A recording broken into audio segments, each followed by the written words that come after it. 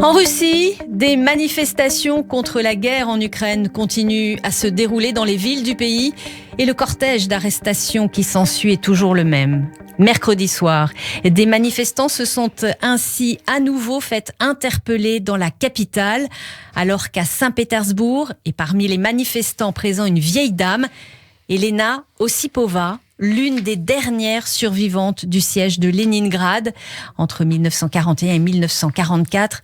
Elena Ossipova a été arrêtée. Sur des vidéos devenues virales sur les réseaux sociaux, on voit celle surnommée depuis la grand-mère de l'opposition en train d'être arrêtée par 2 policiers lors d'une manifestation contre la guerre en Ukraine à Saint-Pétersbourg en réponse à l'appel de l'opposant emprisonné Alexeï Navalny. Les autorités russes qui l'arrêtent alors que la foule scandait des slogans anti-guerre autour d'elle.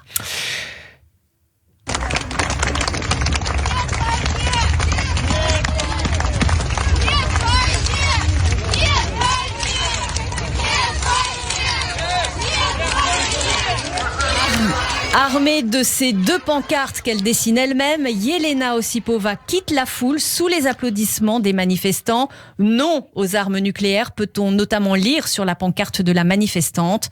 Ce matin, avec Olivier Issambert, nous avons voulu mettre un coup de projecteur sur cette vieille dame indigne, au bon sens du terme, dont le visage est désormais devenu l'un des symboles de l'opposition en Russie. Mais qui se cache derrière Elena Ossipova, Olivier? Le journal L'Humanité rappelle qu'elle est née au milieu de l'enfer et elle a survécu à l'un des pires épisodes guerriers du XXe siècle. Le siège de Leningrad par l'armée nazie. Fervente défenseuse de la paix, Elena Ossipova avait à l'occasion du 75e anniversaire de cet événement tragique dessiné un graffiti sur un mur de sa ville en l'honneur de son amie Nikitina, dont la famille entière a été tuée à l'époque. Artiste et activiste dans ses œuvres, Elena Ossipova raconte les différentes histoires de son pays avec des silhouettes, des visages et des animaux. Dans l'une d'elles, elle présente 2 corbeaux symbolisant l'anti-guerre. J'ai dessiné ça après le meurtre de Boris Nemtsov, explique-t-elle. Rappelons que cet opposant à Vladimir Poutine, vice-premier ministre à l'époque du président Boris Eltsine, a été abattu de 4 balles tirées à bout portant sur un pont à 2 pas du Kremlin. C'était le 27 février 2015.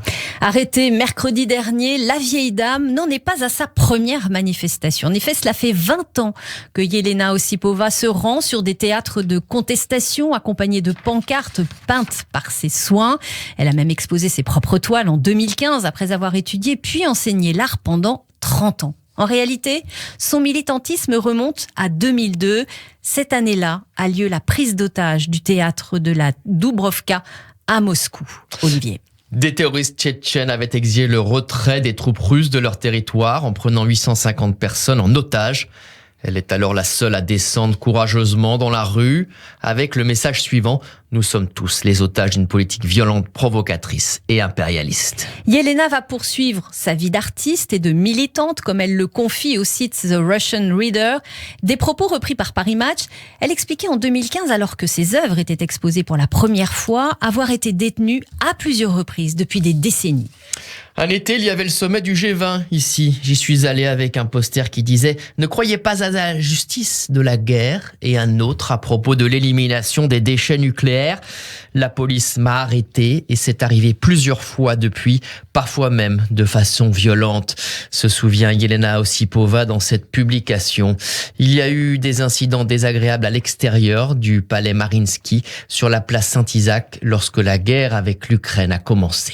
Et puis toujours selon Paris Match, à l'époque, Elena Ossipova dénonçait des lois restrictives qui empêchaient les habitants de manifester.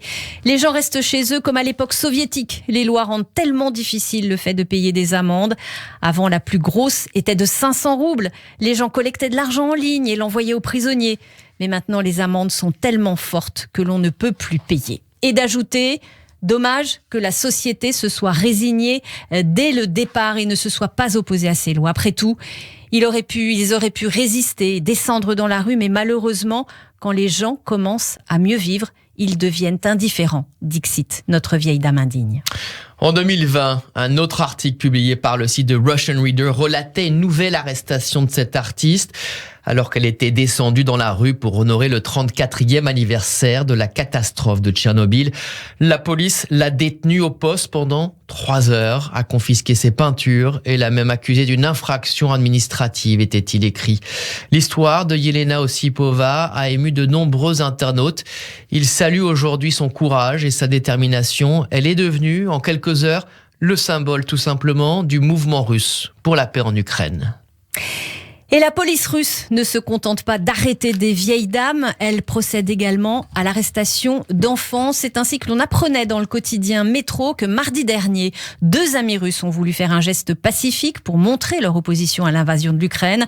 Avec leurs enfants, elles sont allées déposer des fleurs devant l'ambassade d'Ukraine à Moscou. Sofia, 7 ans, Lisa, 11 ans, Gosha, 11 ans, Matvey, 9 ans et David, 7 ans, avaient préparé des pancartes « Non à la guerre ». Arrivés sur place, tous ont été arrêtés par la police et emmenés en fourgon au poste le plus proche. Dans une vidéo diffusée par Alexandra Arkhipova sur Twitter, on voit l'une des fillettes en pleurs derrière les barreaux du poste de police.